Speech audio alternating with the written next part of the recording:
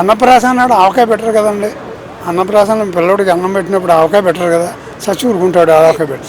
Chandrababu mentality అంటే slow and study. నీ తెలిసిండు కూడా అడగటం. ఇప్పుడు చంటి పిల్లవాడు ఇప్పుడు ఏదైనా ముద్దలు పెడతారు, పెద్దోడు ముద్దలు పెట్టి చెప్పు కొడతారు. నేను తినలేమంటారు, నీ చేతులు కాళ్ళు లేవంటారు అంటారు. అంచేది ఎలా ఏంటంటే అన్నీ తెలుసు, అందరూ వింటున్నారు రోజును. ఎవడేం చేసేవాడో తెలుసు. ఇంకా మీరు ప్రశ్నిస్తున్నారంటే ఏమనుకోవాలి? కాదండి, ఇప్పుడు నిధులు వస్తున్నాయి సరే, ఆ నిధులని కరెక్ట్గా వాడతారని అనుకుంటున్నారా? ఎందుకు వాడరండి? అక్కడ కండిషన్స్ పెట్టారు కదా. ఈ నిధులు డైవర్ట్ చేయకూడదు, దేనికి ఇచ్చామో దానికే ఉపయోగించాలని కండిషన్ పెట్టారు కదా. అంచేది ఇంకెలా వీలవుతుంది? ఓకే, ఇప్పుడు ఆంధ్రప్రదేశ్ మొత్తం రూపురేఖలు మారుతాయంటారా? రూపురేఖలు అంటే నాకు అర్థం కాలేదు. ఆడది మగోడు ఆడది అవడం కాదు అని కాదు రూపురేఖలు మారటం అంటే. ఇప్పుడు నేనండి ఇప్పుడు ఇండస్ట్రీస్కి బిజినెస్ పెట్టడానికి ఎవరైనా వచ్చాడు అనుకోండి, అమరావతిలో 3000 ఎకరాలు ఉన్నాయి కదా, ఒక 10 ఎకరాలు ఎవడో ఇండస్ట్రీ ఇచ్చాడు అనుకోండి, ఓ డబ్బులు ఇస్తాడు కదా స్థలానికి, బిజినెస్ పెట్టుకోవడానికి. దాన్ని బట్టి అలాగే ఆదాయం పెరిగితే గవర్నమెంట్కి, ప్రజలకు ఏమైనా అనుకున్న ప్రకారం చేయవలసి వస్తుంది. అది కొంచెం టైం పడుతుంది. అన్నప్రాసన నాడు ఆవకాయ పెట్టరు కదండి. అన్నప్రాసన పిల్లడికి అన్నం పెట్టినప్పుడు ఆవకాయ పెట్టరు కదా, చచ్చి ఊరుకుంటాడు ఆవకాయ పెట్టి. అలాగే మనం అతి స్పీడ్గా వెళ్ళాం అనుకోండి బోర్లో పడతాం. Slow and study. Chandrababu mentality అంటే స్లో అండ్ స్టడీ. ఆదాయం పెంచుకోవాలి.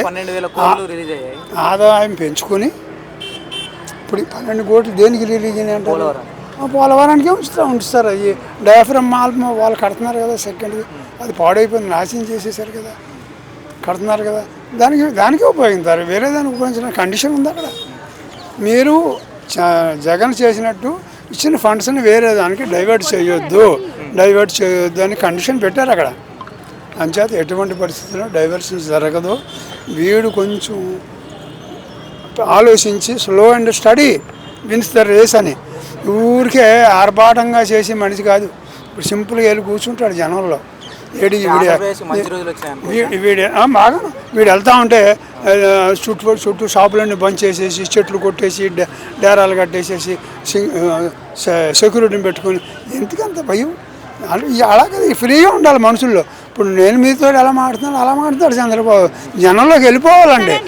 ఏపీ కాకుండా తెలంగాణ గురించి చెప్పుకుందాము. గత ప్రభుత్వంతో పోలిస్తే ఈ ప్రభుత్వం పనితీరు ఎలా ఉందంటారు? అది కొంచెం కష్టం అని చెప్పడమా. వాడు ఇంకా స్పీడ్ ఉంది కానీ ఏమో కొట్లాడుకుంటున్నారు, ఎలా ఉందో తెలీదు. కొంచెం టైం వస్తారు. సెంట్రల్ గవర్నమెంట్ సపోర్ట్ ఉండదు కదా వీళ్ళకి, కాంగ్రెస్ అపోజిషన్ పార్టీ వాళ్ళు కదా వీళ్ళు, అంచేది ఉండదు. కానీ వీడు ఎలా సాధించాడో చూడాలి. వాడు కేటీఆర్ కేసీఆర్ తక్కువ వాళ్ళు ఏం కాదు, బోల్డ్ అంత ఎక్స్పీరియన్స్ ఉంది పాలిటిక్స్లో వాళ్ళకి.